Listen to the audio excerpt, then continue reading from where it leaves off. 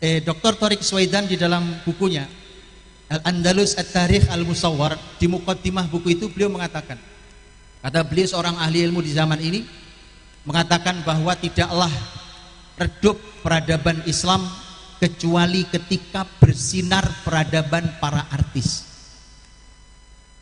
Itu kalimat adalah ringkasan dari kajian panjang sejarah Islam. Saya ulangi sekali lagi kalimatnya supaya kita tahu di mana posisi kita hari ini. Sepanjang kita masih menyumbang kesalahan, maka kita ikut menyumbang kejatuhan Islam. Tidaklah redup peradaban Islam kecuali ketika bersinarnya para artis itu. Wal'iyadzubillah.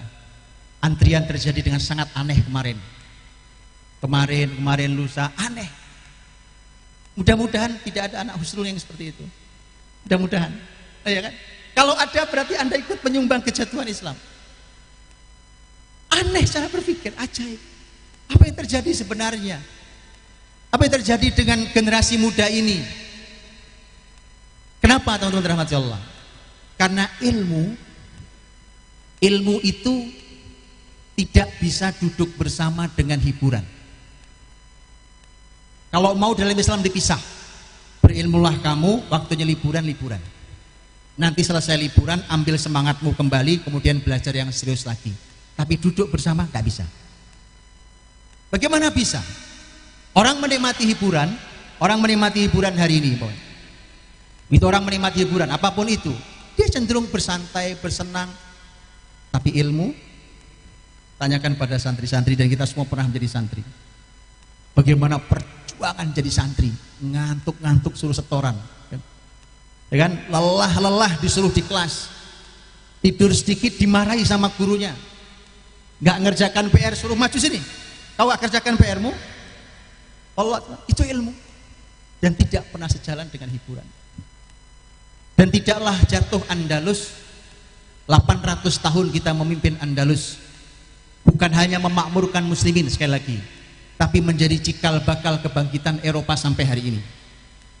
Tidaklah jatuh Andalus kecuali salah satu penyumbangnya adalah kedatangan seseorang yang diberi gelar Az-Ziryab, datang dari negeri Irak, masuk ke Andalus dan mengajarkan hiburan. Masjid mulai sepi, orang mulai tidak minat berpikir, apalagi jihad fisabilillah. Inilah Islam. Kalau kita mau bicara tentang kebangkitan Islam, inilah kebangkitan itu. Inilah kebangkitan itu. Dan kita bisa melihat sejak zaman Nabi Muhammad SAW, ilmu tidak hanya dominasi kaum laki-laki. Siapapun dalam Islam, laki, perempuan.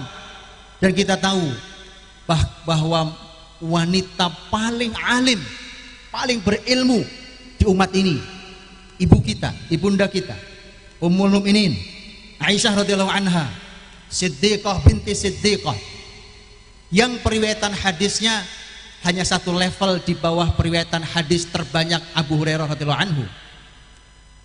Aisyah sendiri meriwayatkan 2210 hadis. Abu Hurairah meriwayatkan 5374 hadis sebagai perawi terbanyak. Dan ternyata Ummul Mukminin Aisyah radhiyallahu anha disebutkan oleh para ulama, seperempat syariat ini datangnya melalui ilmu Ummul Mukminin Aisyah radhiyallahu anha.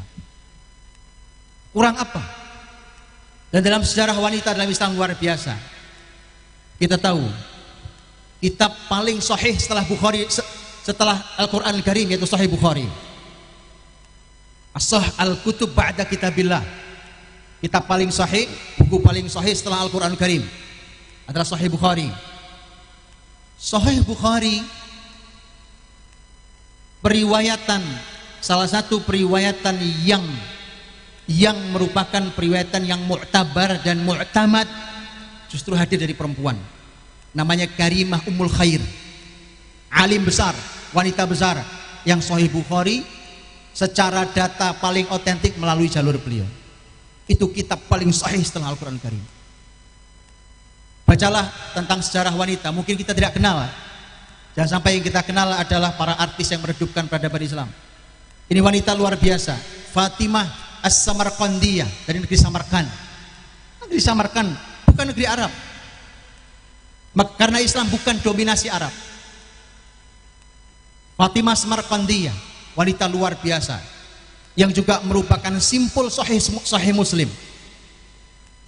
Wanita luar biasa. Fatimah Samarqandiyah adalah seorang alim besar, ayahnya adalah seorang alim besar.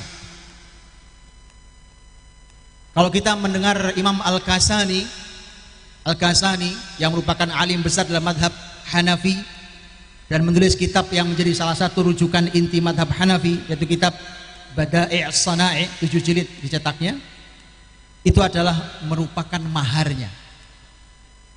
Karena dia minta nikahi saya, tapi maharnya adalah kitab menjelaskan fikih madhab Hanafi. Boleh para ide baik, para wanita. Terlalu sederhana kalau seperangkat alat sholat. Bukan tidak boleh, tapi Anda lihat, Islam pernah membuktikan bahwa kitab yang menjadi rujukan utama sebuah ilmu saja ternyata sebagiannya adalah mahar.